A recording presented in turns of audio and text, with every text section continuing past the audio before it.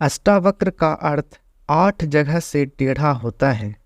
अष्टावक्र कहोड़ के पुत्र थे। कहोड़ ने अपने गुरु उद्दालक ऋषि की पुत्री सुजाता के साथ विवाह किया था। उद्दालक ऋषि का एक पुत्र भी था, श्वेतकेतु। एक दिन कहोड़ वेद पाठ कर रहे थे तो माँ के गर्भ के भीतर पल रहे अष्टावक्र ने कहा, पिताजी, आप वेद का गलत पाठ कर रहे हैं। यह सुनते ही कहोड़ क्रोधित होकर बोले कि तू गर्व से ही मेरा अपमान कर रहा है, इसलिए तू 8 स्थानों से टेढ़ा हो जाएगा। एक दिन कहोड़ राजा जनक के दरबार पहुँचे।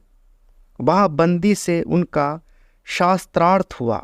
उनकी हार हो गई। हार जाने के कारण उन्हें जल में डुबा दिया गया।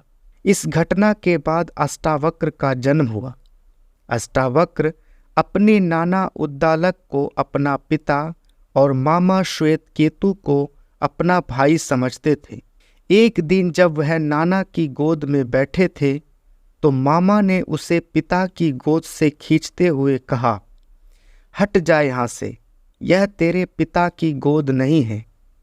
अष्टावक्र ने तत्काल अपनी माता से पिता के विषय में पूछा।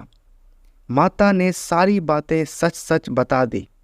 माता की बात सुनकर अष्टावक्र मामा श्वेतकेतु के साथ बंदी से शास्त्रार्थ करने राजा जनक के दरबार पहुँचे। द्वारपाल ने उन्हें रोकते हुए कहा, यज्ञशाला में बच्चों को जाने की अनुमति नहीं है।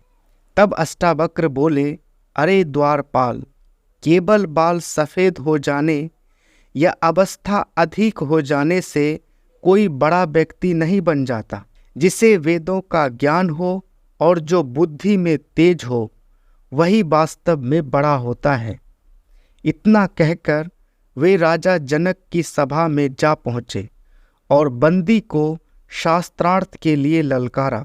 राजा जनक ने अष्टावक्र की परीक्षा लेने के लिए पूछा कि वह कौन है जो सुप्त अवस्था में अपनी आंखें बंद नहीं रखता, कौन जन्म लेने के बाद भी चलने में असमर्थ है, कौन हृदय विहीन है, कौन शीघ्रता से बढ़ने वाला है। अष्टावक्र ने उत्तर दिया, हे राजन, सुप्त अवस्था में मछली अपनी आंखें बंद नहीं रखती। जन्म लेने के बाद भी अंडा चलने में असमर्थ है। पत्थर हृदय विहीन होता है और वेग से बढ़ने वाली नदी होती है।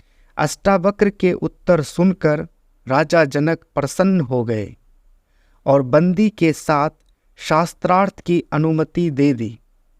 बंदी को शास्त्रार्थ में हराने के बाद अष्टावक्र ने कहा, हे राजन, यह हार गया है, इसे भी पानी में डुबो दिया जाए।